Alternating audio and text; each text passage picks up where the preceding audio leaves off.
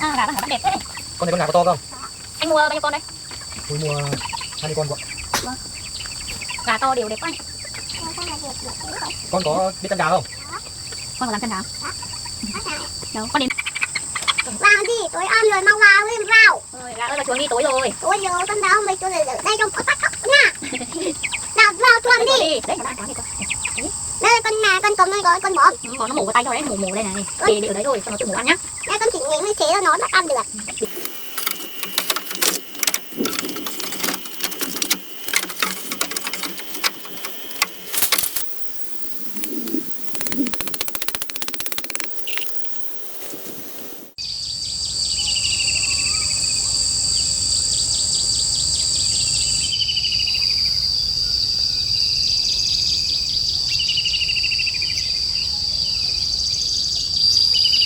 Thời tiết mùa hè thật là nắng gắt.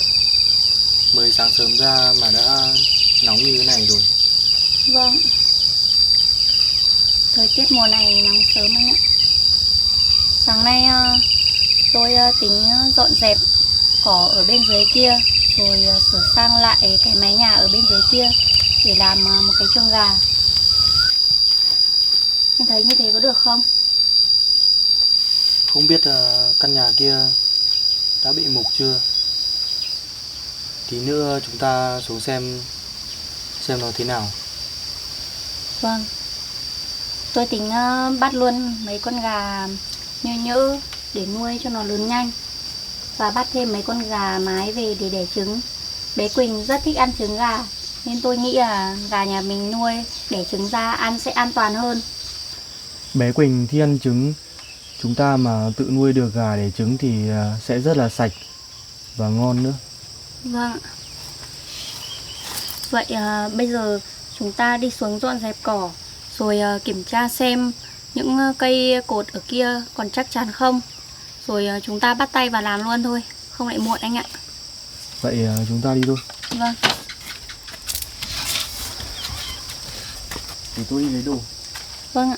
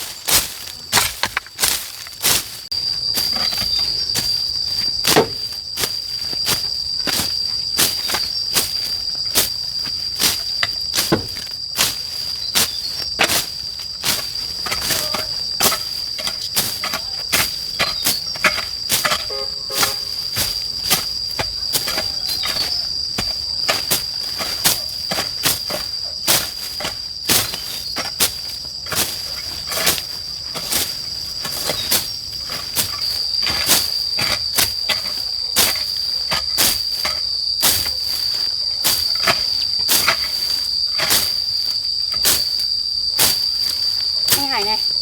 Chúng ta nuôi gà thì cần một khoảng rộng rãi thì để thả gà ra cho nó bới đất.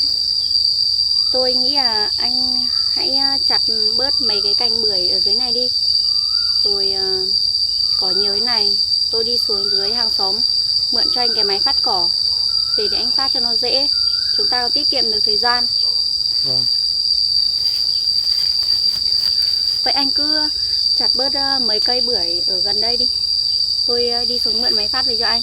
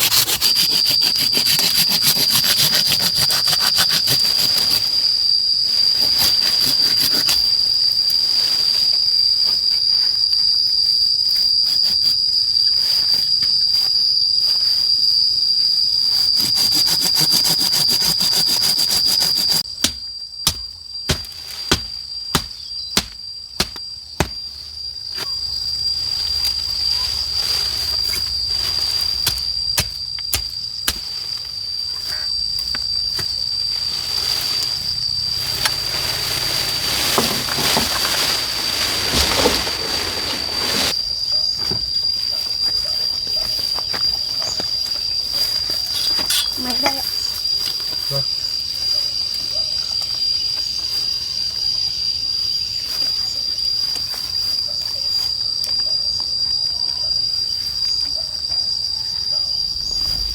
Cô tránh ra thì tôi phát công nghệ bay vào người.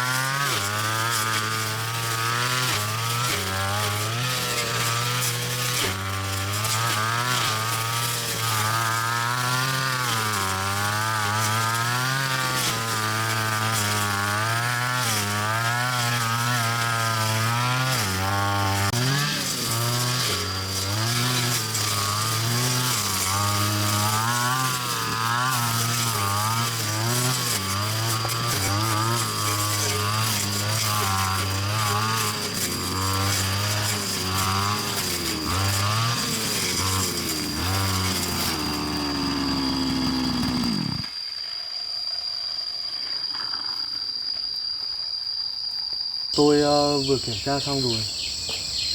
Cái khung nhà nó đã bị mục hết rồi. Bây giờ có lẽ chúng ta phải tháo xuống để làm một cái chuồng gà mới, chứ không thể tận dụng được nữa. Vâng ạ.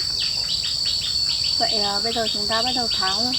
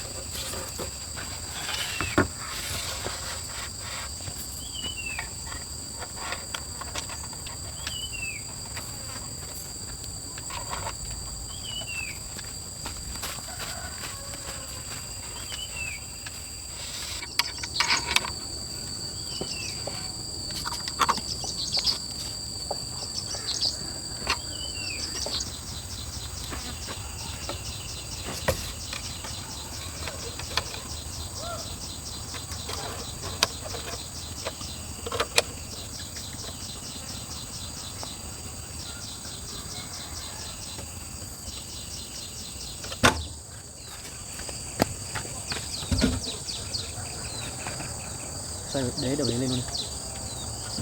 Dạ. Quay lại.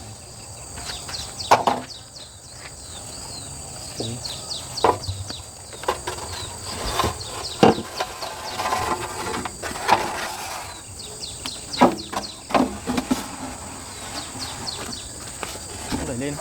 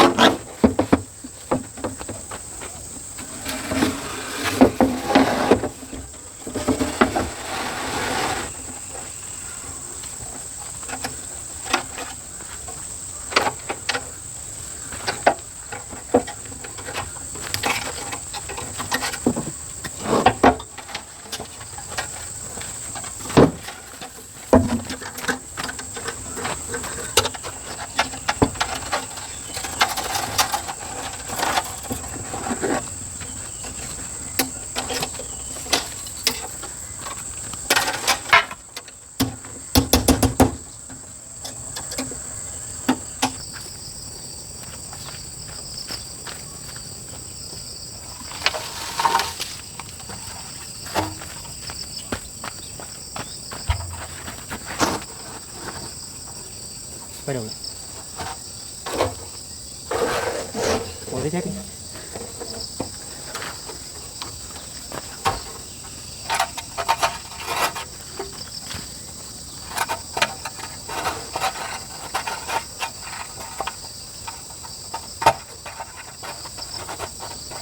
Này, lấy kim.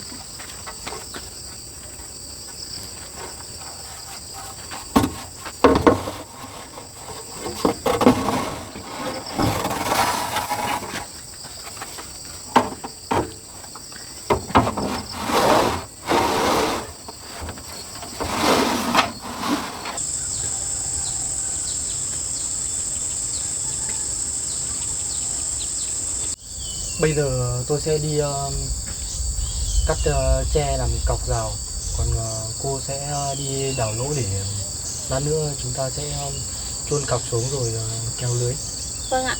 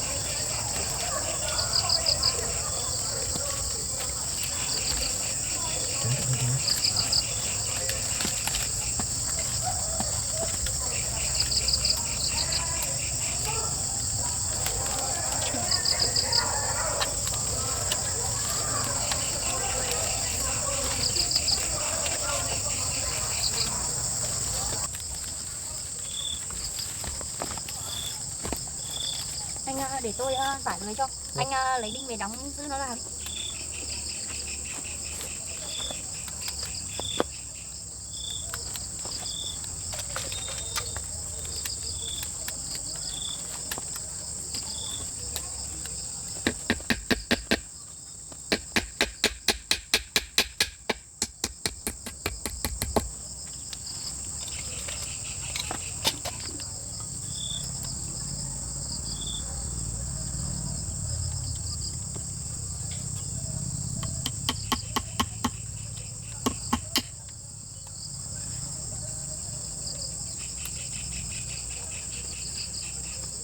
Bố kéo ra tận ý đi.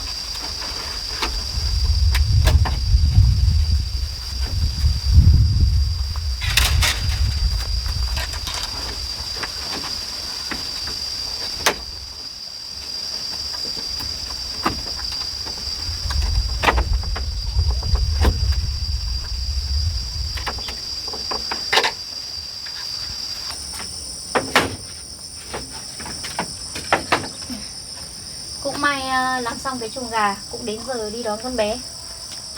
Bây giờ tôi đi đón con bé Quỳnh. Anh lên trên nhà, tôi đưa tiền cho anh, rồi anh đi mua giúp tôi mấy chục con gà nhá. Vâng, vậy cô đi đón bé Quỳnh đi, để tôi mua gà cho. Bây giờ tôi đi làm một cái máng nước, tí nữa bắt gà về thì cho nó uống luôn.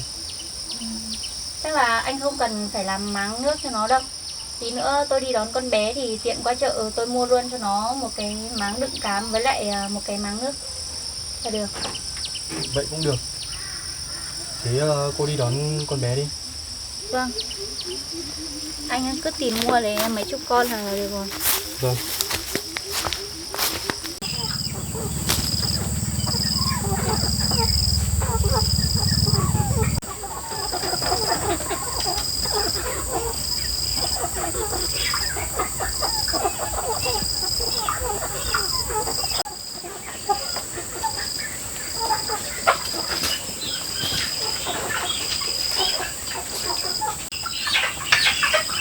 Đây, cô vào xem gà nhà cô đi. Đấy, gà nhà cô khỏe mạnh lắm, nuôi nhanh lớn.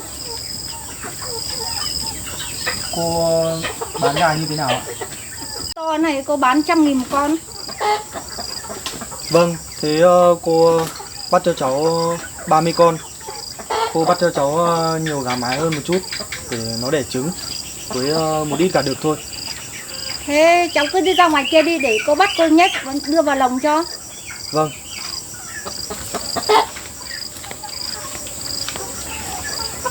Vâng.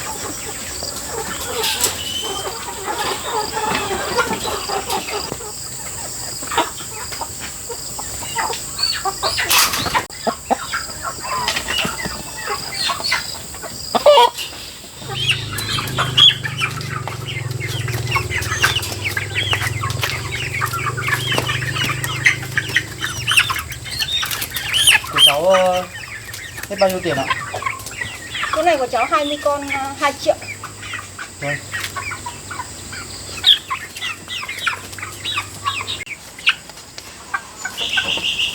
Cháu gửi cô tiền ạ. Cô xin nhá. Lần sau cháu mua lại ghé cô nhá. Cho cháu cái cây này để gánh về này. Vâng, cảm ơn.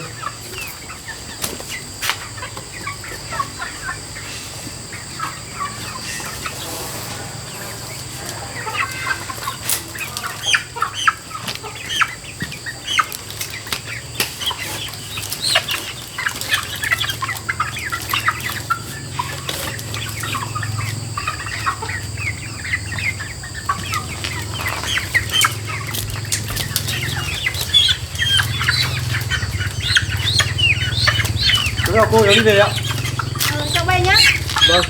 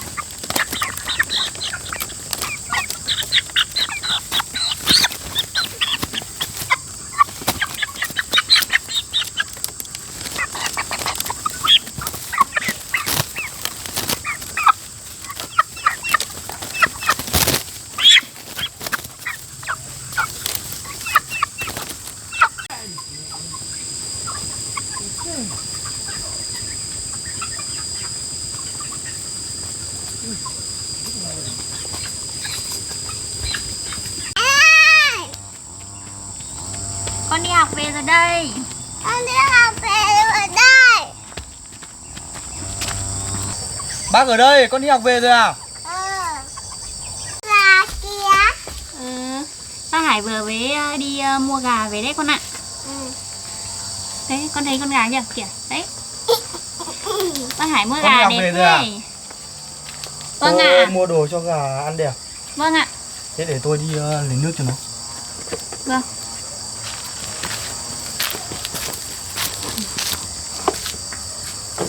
Gà đẹp quá.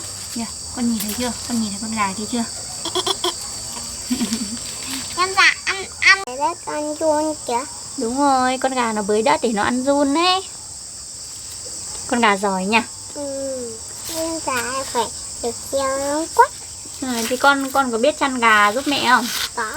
Ok, thì con đi chăn gà giúp mẹ nhá. Thì con có thích con gà không? Thì con có biết hát bài gì về con gà không? Cô giáo có dạy bài gì về con gà không? Bà. Bài... Bà ơi bà, cháu yêu bà mong tóc bà trong mày cháu yêu cháu vàng bay con cho vâng thì cháu đất bà Giỏi quá, ngoan ô. Thế là Hải đến nước cho gà, xong thì mình đi kiếm xem gà nhá.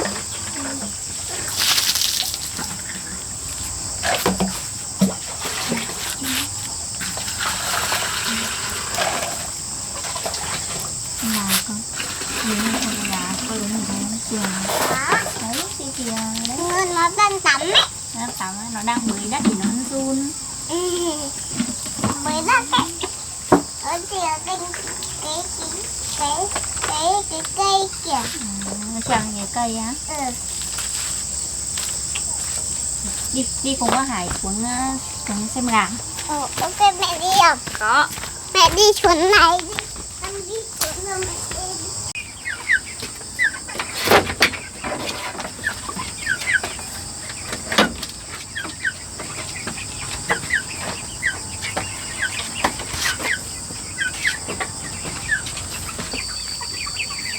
Con mẹ bắt nó đi. Đi lên đây xem. À, gà bác Hải bắt đẹp thế. Con thấy con gà có to không? Anh mua bao nhiêu con đây? Tôi mua 20 con của. Vâng. Gà to đều đẹp quá anh. Sao mà đẹp thế vậy? Con có biết chăn gà không? Con có dám chăn gà không? Đó. Đó là Đâu. Con đếm xem có bao nhiêu con đi mẹ hay nào. Con đếm này nào. 1, 2. Con gà vừa mới. Đúng rồi. Gà bác Hải vừa mua về nên là nó vẫn còn nhát. Nó còn trốn ở trong góc kia kìa. Tí nữa tối nó về trèo lên đây nó ngủ ở trên này. Con gọi nó lên chuồng đi. Trên chuồng. Năng lên trên chuồng mi này. Đi, vào đi, tối ăn rồi mau vào vào. Rồi, gà ơi vào chuồng đi, tối rồi. Tôi nhớ con đau mày cho để ở đây trong bắt cóc nha. Nào vào chuồng đi. Đấy, nó đã ăn cá này con. Đấy. Đây con mà con cầm đây có con bón. Bón nó mổ vào tay cho đấy, nó mổ ở đây này. Để ở đấy thôi, cho nó tự mổ ăn nhá. Mẹ con chỉ nghĩ như thế là nó đã ăn được.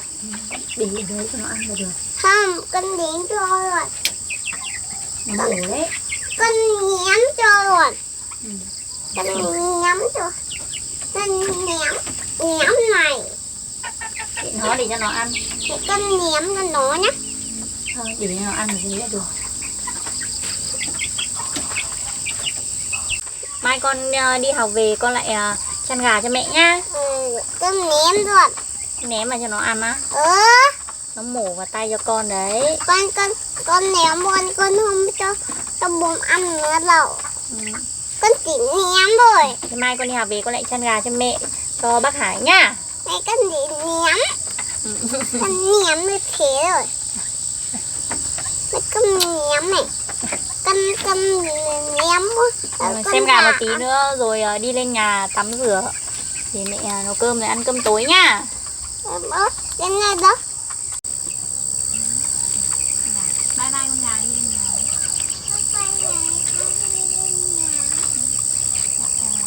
Mình đi lên nhà đây, em bé đi lên nhà mẹ bé nào. Mai Quỳnh lại xuống chăn gà nhá. Yêu thế nhỉ.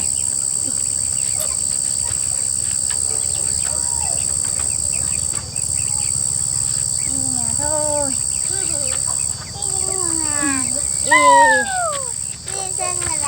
Đi nhà chuẩn bị tắm rửa ăn cơm thôi.